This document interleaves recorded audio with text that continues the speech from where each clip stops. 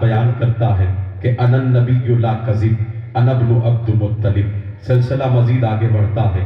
مسجد نبوی کی سرزمین سے شاعر دربار رسالت حضرت سیدنا حسان بن ثابت رضی اللہ تعالیٰ عنہ گویا ہوتے ہیں وَأَحْسَنُ مِنْكَ لَمْ تَرَ قَطُّ عَيْنِي وَأَجْمَلَ مِنْكَ لَمْ تَلِدِ النِّسَاءُ خُلِقْتَ مُبَرَّأً مِنْ كُلِّ عَيْبٍ كَأَنَّكَ قَدْ خُلِقْتَ كَمَا تَشَاءُ۔ سلسلہ آگے بڑھتا ہے۔ حضرت سیدنا امام بوصیری گویا ہوتے ہیں مولایا صلی وسلم دائماً ابدا اعلی حبیبی کا خیر الخلق کلہم۔ سلسلہ مزید آگے بڑھتا ہے۔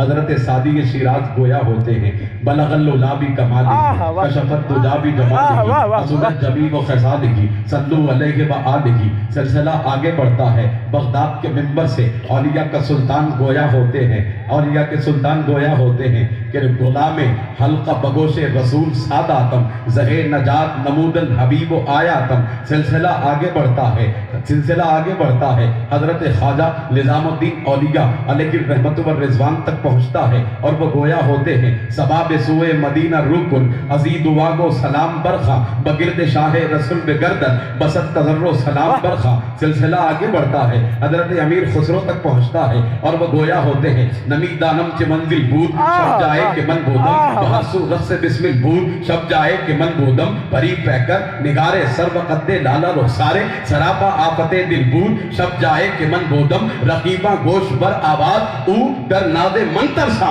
سخن گفتن چے مشکل بود شب جائے کہ من بودم خدا خود میر مجلس بود اندر لامکہ خسرو محمد شم میں محفل بود شب جائے کہ من بودم۔ سلسلہ آگے بڑھتا ہے۔ حضرت عبد الرحمن جامی صدا لگاتے ہیں زیر احمد کن نظر برحال زارم یا رسول اللہ قریبم بے نوائم خاک سارم یا رسول اللہ۔ سلسلہ آگے بڑھتا ہے۔ گولڑا کی سرزمین تک پہنچتا ہے۔ حضرت پیر مہر علی شاہ گولڑوی علیہ رحمت و رضوان اعلان فرماتے ہیں سبحان اللہ ما اجملکا ما اکملکا ما احسنکا کتھے مہر علی کتھے تیری صلاح گستاخ اکھیا کتھے جا اڑیا۔ سلسلہ آگے بڑھتا ہے۔ بریلی کے منبر تک پہنچتا ہے اور اہل سنت کا امام گویا ہوتا ہے لمجاتی نظیر پیدا جانا جگرات کو تاج تورے سرسو اے تجھ کو شہد دو سرا جانا البحر والا والموج تغا من بے کسو طوفہ ہوش ربا منجدار میں ہوں بگڑی کے گوا موری نئیکہ پار لگا جانا لکا بدرون فی وجہ الاجمل لکا بدرون فی وجہ الاجمل لکا بدرون فی وجہ الاجمل۔ آؤ تصورات کا وہ واقعہ بھی سنا لوں کہ صدیق کی زانوں ہے نبی کا سر ہے صدیق کی آنکھیں ہیں نبی کا چہرہ ہے صدیق کی آنکھیں ہیں نبی کی طلاق ہے۔ حضرت صدیق اکبر رضی اللہ تعالیٰ عنہ نبی کونین کے چہرے کو تکتے جا رہے ہیں۔ آسمان کے سینے پر 14ویں کا رات چمک رہا ہے۔ حضرت سیدنا صدیق اکبر رضی اللہ تعالیٰ عنہ فرماتے ہیں کبھی میں اس چاند کو دیکھتا کبھی اپنے چاند کو دیکھتا کبھی آسمان کے چاند کو دیکھتا کبھی جہان کے چاند کو دیکھتا کبھی فلک کے چاند کو دیکھتا کبھی آمنہ کے چاند کو دیکھتا کبھی اس چاند کو دیکھتا تو یہ خیال آتا کہ ابو بکر وہ چاند زمینوں کے دم کو چمکا رہا ہے۔ جب اپنے چاند کو دیکھتا تو یہ خیال آتا کہ ابو بکر یہ چاند آدم کو چمکا رہا ہے۔ حضرت ابو بکر صدیق رضی اللہ تعالیٰ عنہ فرماتے ہیں کبھی اس چاند کو دیکھتا کبھی اس چاند کو دیکھتا اس چاند کو دیکھتا تو آنکھیں مچل جاتی اس چاند کو دیکھتا تو دل مچل جاتا۔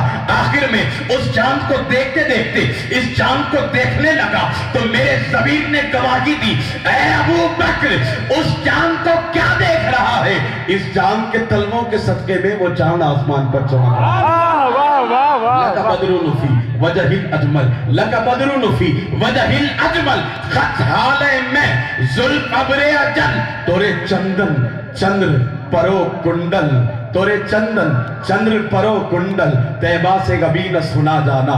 سلسلہ آگے بڑھتے بڑھتے بڑھتے بڑھتے کہ چوچا مقدسہ کی تو پھر اشرفیوں کا تاجدار جانشین محدث اعظم ہند شیخ الاسلام والمسلمین رئیس المحققین امام المدققین سند المحققین اشرف سید محمد مدنی اشرف اشرفی الجیلانی قبلہ مد ذلہ العالی ارشاد فرماتے ہیں ساقی کوثر میرا جب میرے میں خانہ بنا چاند سورج خم بنے ہر نجم پیمانہ بنا چاند سورج خم بنے ہر نجم پیمانہ بنا آج सूरज पलट सकता है तेरे वास्ते, अपने दिल को उल्फते अहमद का ताशाना बना।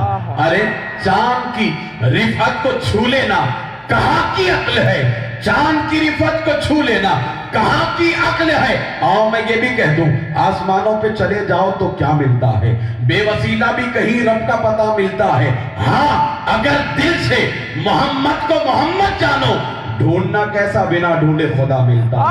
चांद की रिफत को छू लेना कहाँ की अक्ल है, इश्क ये है चांद को खुद अपना दीवाना बना।